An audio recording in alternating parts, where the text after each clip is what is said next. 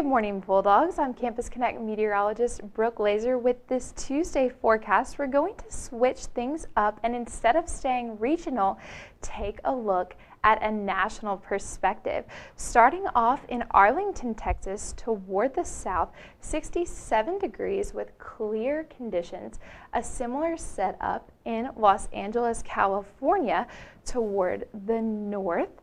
65 degrees with clear conditions, then back down to the south in Atlanta, Georgia, 63 degrees with a few fair weather clouds, but mostly clear conditions, and to the north in Washington, D.C., 57 degrees with, again, sunny skies and mostly clear conditions.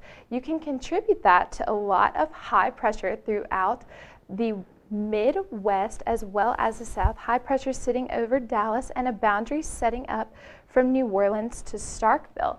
There is much more low pressure in New York and across the north though, and that has allowed for much more moisture throughout those areas. You can see tomorrow morning at 11 a.m. that low pressure system will still be sitting off of the coast of New York, bringing much more rain to them, which we could certainly use down south as well, considering such extreme drought conditions throughout the past couple of weeks.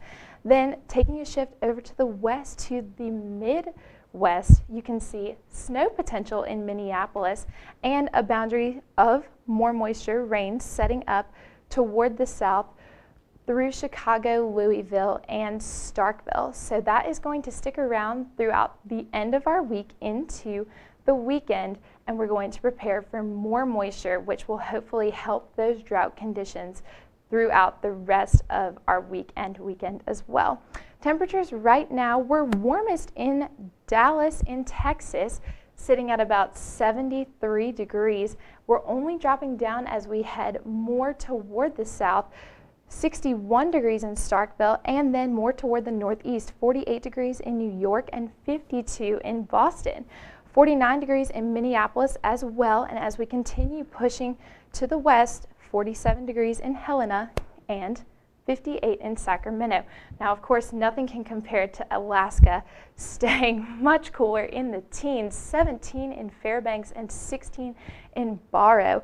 But if only we could travel to Hawaii, sitting so comfortably at 76 in Honolulu and 69 in Hilo. So that would be much more wonderful than a lot of the temperatures we're seeing much more centrally, but we can't complain. It's not too bad considering that it is November approaching December. Temperature change is much more vast in Oklahoma and New York City than anywhere else.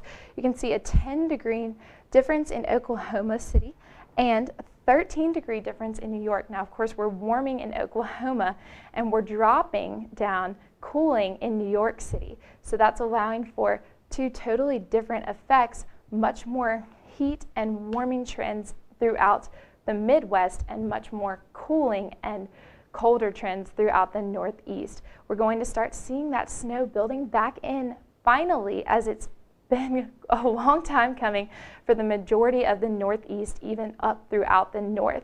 Your Thanksgiving outlook, though, is above average throughout the entire country, much more above average in the Midwest than everywhere else.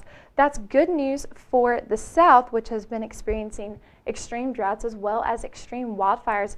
We've seen those in both Tennessee and Georgia, so much so that they've begun billowing smoke through Alabama and Mississippi, the Twin States.